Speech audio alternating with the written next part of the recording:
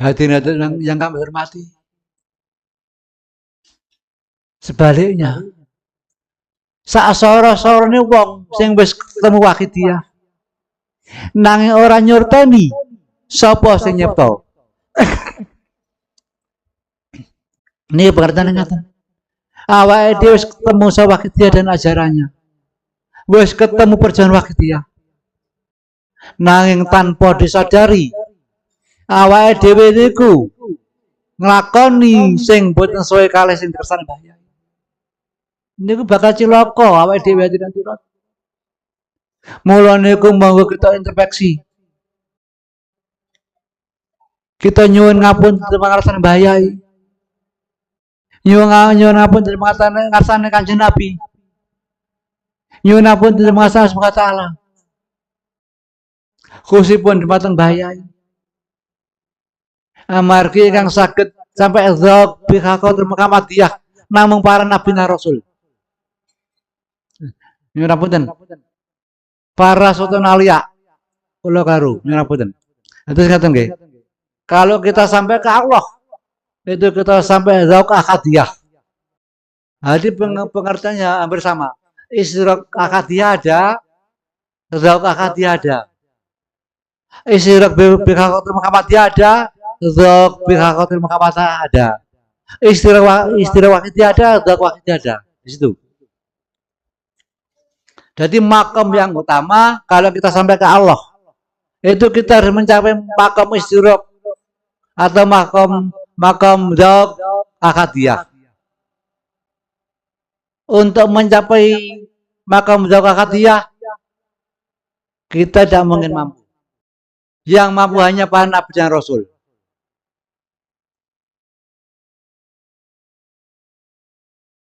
Terus kita sampai dzaq bihaqatul Muhammadiyah kami mampu karena syaratnya mutlak ke dzaq ahadiyah harus sampai syaratnya ya ke Tuhan harus sampai dzaq ahadiyah. Sedangkan dzaq ahadiyah hanya tempatnya para rasul dan nabi. Makamnya rasul dan nabi. Padahal kalau kita harus sampai ke Allah, kita harus sampai ke makam itu.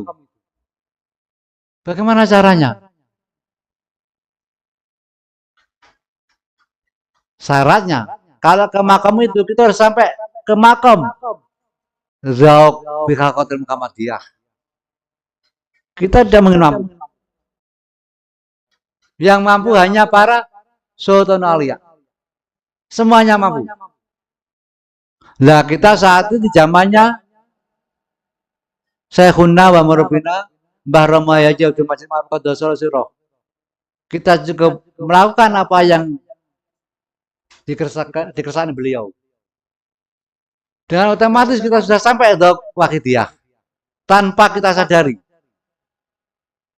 Kalau kita dzaq wahidiyah insya Allah oleh beliau diangkat dengan kendaraan yang saya terangkan tadi kepada dzaq bihaqatul Muhammadiyah.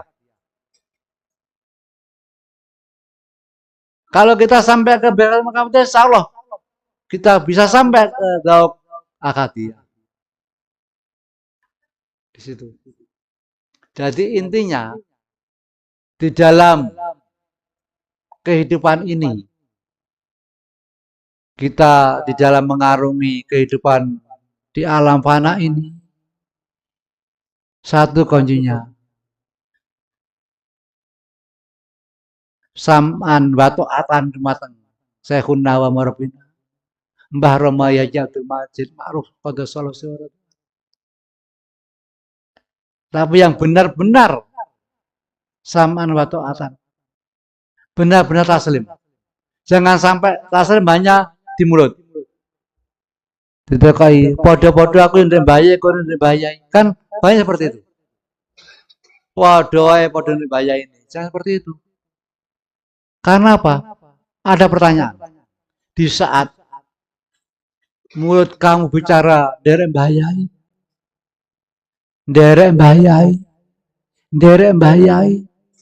apakah benar? Di saat mulutmu bilang derek bahayai, benarkah di hatimu hanya ada satu orang itu bahayai? Kalau di hatimu ada orang lain, berarti munafik. Bahkan mendoakan bahayai, menyakitin bahayai. Jangan sampai terjadi. Itu contoh. Si A ngaku dari bahayai, tapi di hatinya masih ada sapi, berarti mendoakan bahayai. Jangan sampai hatinya ada sapi. Dia hatinya harus ada bahayai. Karena sapi tak ingin sebagai pos. Sapi buatan pengen jadi pos. Mengelali buatan ngerti bahayai. Bila hati kita, bila mulut kita bicara dari bahayai, kita tanamkan di hati kita hanya ada satu guru, yaitu Mbah Yai Majid Qoddosollah. Jangan ada sapi. Kula suwun niku, seperti selamat. Amargi sapi tugasnya namung babil hati ila siratal mustaqim, menunjukkan kebenaran secara lahiriah. Hati sapi tugasnya namung babil hati ila siratal mustaqim, menunjukkan kebenaran secara lahiriah. Dan yang membina, mengarahkan, mengantar kita kepada Allah melalui pihak Muhammadiyah hanya Mbah Yai Maswakidiyah dengan pancana durungnya. Nyunapunten. Ini kalau terang pindah sepados berarti salah paham. Safi namun nggak bilati ila siratal mustaqim. Hanya diberi hak menunjukkan kebenaran. Siapa kebenaran itu? Yang Mbah Yai.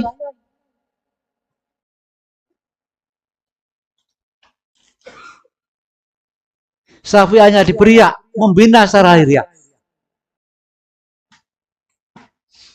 Maka itu jangan sampai lahiriah yang saya bina bertentangan dengan batiniah yang dibina Mbah Yai. Harus seirama, saklek, seiring, supaya bisa balan. Ada batin. Sampai tugasnya lahir, baik batin.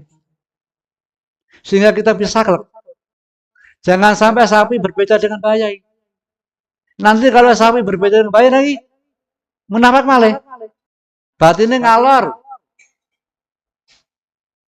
Lahirin itu. Munafik malih nih mungkin. Betul selamat. Sing saya ramakna Mbah Yai. Dados yang bertakwa. Niku. So Mbah Yai ini kenapa? Yaman miftah kalamullah. Berarti sebenarnya itu makamnya Yaman miftah kalamullah yang terkunci. Apa nih maksudnya? Beliau sebenarnya kunci atau apa itu? Atau dengan kata lain apa ya? Kunci itu bisa dikatakan apa ya? Ya Allah. Metode untuk melaksanakan mengejauhkan Al-Quran Mbah Yai. Sudah contoh nggih. Bismillahirrahmanirrahim. Wa ma khalaqul jinna wal insa illa liya'budun. Kata Allah. Lan aku orang gawe jin. Manungso kejaba ibadah kelawan aku. Ini kemudian jelas. Ini kalimat langit. Le diomong nih bahasa bumi kejaba niku tidak lain. Jadi saya menciptakan manusia dan jin hanya untuk ibadah kepada. Kalau diartikan bahasa dunia seperti itu. Terus sekarang mari kita berpikir. Mari kita berpikir ke dalam diri kita masing-masing. Manusia diciptakan sebagai makhluk sosial. Yang artinya tidak bisa hidup tanpa bantuan orang lain. Tidak bisa hidup tanpa interaksi kepada orang lain. Pertanyaannya, mungkinkah setiap saat kita ibadah kepada Allah? sebagai makhluk sosial. Saya kira tidak mungkin.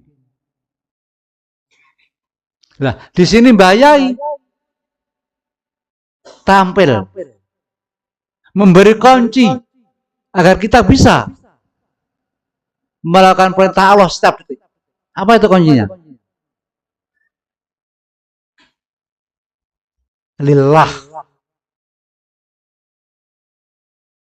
Dalam hubungan kabuluminas, kula kali panjenengan interaksi jagongan, hubungan kerja, ngisi bidang, kita niat lillah, li Rasulullah.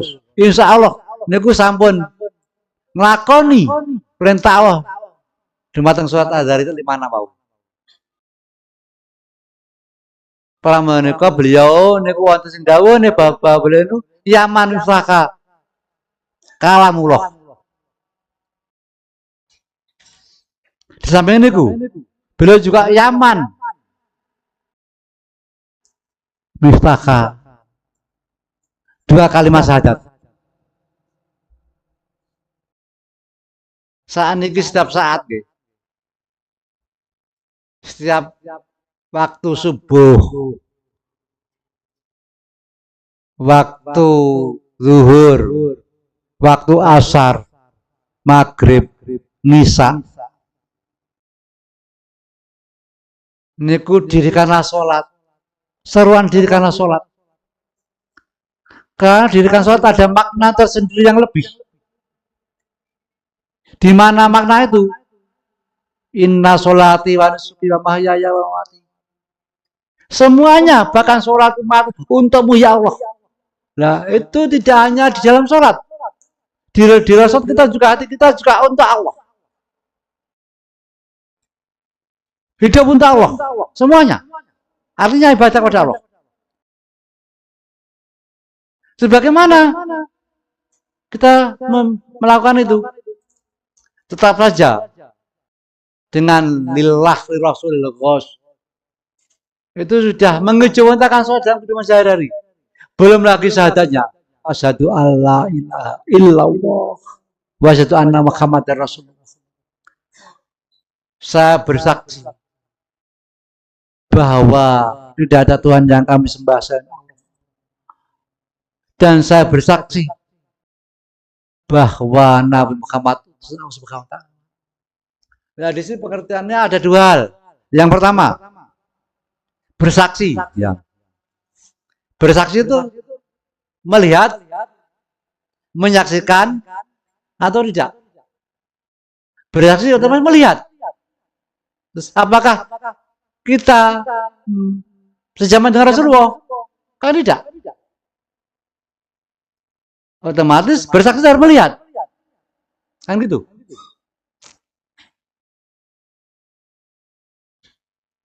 Nah, di sini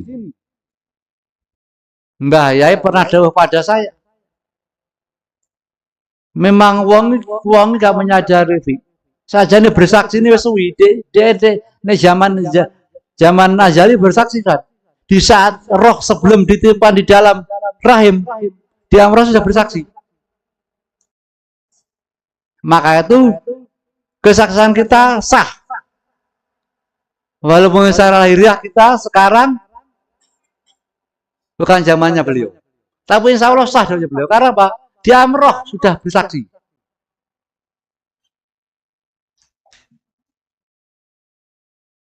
Karena apa? Berjanji di dalam roh kita ya, janji pada Allah ya, menghasilkan 3 piagam.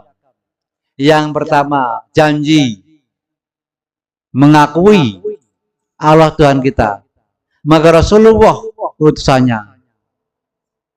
Yang kedua, berjanji menjauhi larangan-larangannya. Yang ketiga, berjanji melakukan perintah-perintahnya. Nah, itu sudah 3 piagam, sudah janji saksi kita kepada Allah dan kepada Rasulullah di saat itu. Dan orang-orang yang bertakwa otomatis orang ingat itu melakukan kesaksiannya secara roh sebelum roh dititipkan ke dalam kepada daging. Sedangkan ngijuntanya atau memanifestasikan saat kita baru dimunculkan di muka bumi secara lahiriah. Di situ. Terus bagaimana agar saksi kita yang bahasa itu bisa dijuntahkan? Lillah. Nah, saya bersaksi bahwa tidak ada Tuhan yang kami sembah selain Allah. Bagaimana mengejuntahkan? Dengan niat lillah. Kita niat lillah sudah otomatis mengejuntahkan syahadat yang pertama. Kemudian bagaimana juntahnya syahadat yang kedua? Lirasul.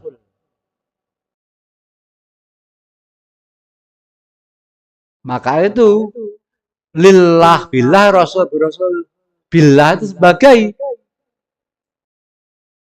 manifestasi daripada syahadat yang pertama dan kedua. Insya Allah itu juga petunjuk penerapan ilmu pengetahuan. Kalau kita melakukan, saya yakin, bahkan aku yakin menjadi golongan yang bertakwa.